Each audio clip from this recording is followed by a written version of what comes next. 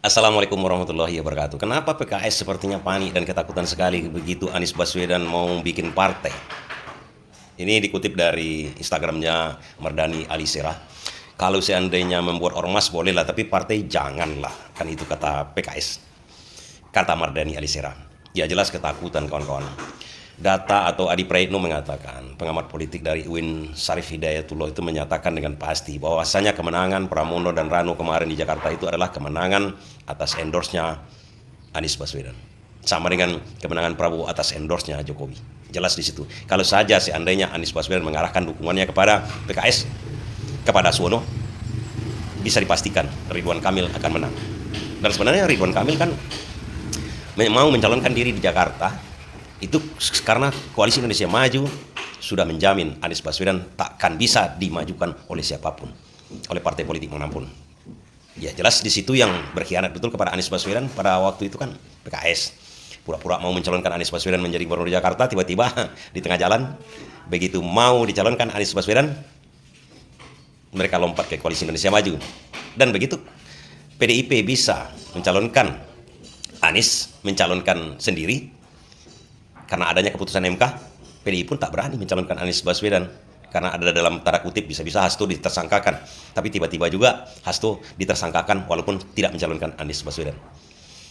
Jelas dalam perjalanan politik itu seperti begitu-begitu sajanya itu.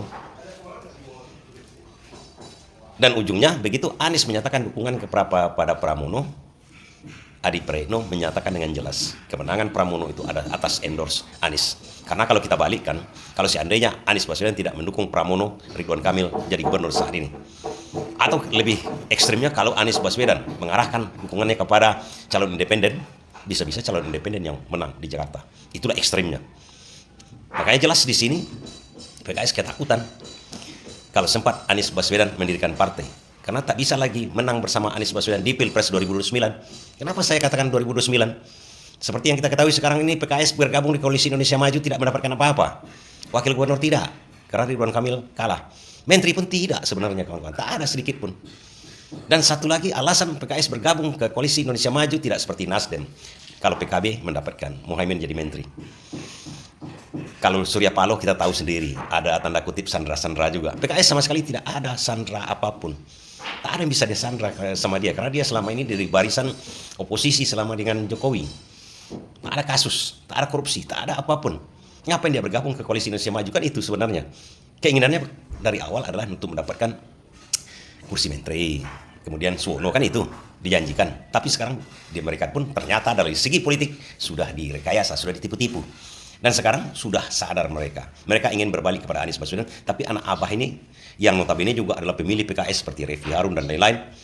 Kan sudah hengkang dari situ, dari PKS. Dan sulit untuk merubahnya lagi. Dan mereka kayaknya ingin bersama dengan Anies Baswedan di 2029. Itu bisa dipastikan. Makanya ketakutan mereka itu sangat panik sekarang. Kalau ormas boleh lah. Tapi ormas ini kan kartu joker sama Anies Baswedan. Seperti ormas-ormas FPI dan lain-lain. Itu kan kartu joker. Dia bisa bergabung ke partai manapun. Tapi kalau sempat Anies Baswedan membuat partai, jangan-jangan. Ini pertama yang ditakutkan oleh PKS adalah hampir seluruh dari pemilih PKS akan masuk ke partai Anies Baswedan. Itu udah jelas.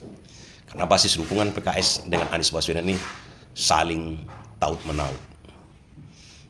Hanya mungkin elit-elit partai PKS itu aja yang mendukung PKS lagi. Kalau sempat Anies Baswedan di seluruh Indonesia kalau kita berbicara, apalagi di Jakarta, pemilih PKS adalah pemilih Anies Baswedan. Bisa-bisa hancur PKS. Bisa-bisa tidak masuk ke parlemen lagi. Itulah yang membuat Mardani Alisera berusaha mendekati Anies Baswedan. Berusaha sangat kuat untuk mendekati Anies Baswedan saat ini. Tapi apakah Anies sebodoh itu? Kita tahu Anies Baswedan ini punya cara, punya melihat dan membaca situasinya dengan sangat bagus. Dia tidak mau terburu-buru. Kalau mau baung, boleh. Karena udah pengalamannya sudah sedemikian banyaknya dijegal, dikhianati, ditipu, PDIP, PKS, Nasdem. Mungkin kita katakan kepada Mardani Alisera, masuk akal ketakutanmu itu. Masuk akal? Tapi takkan semudah itu jalannya, bro. Dari pendukung Anies Baswedan.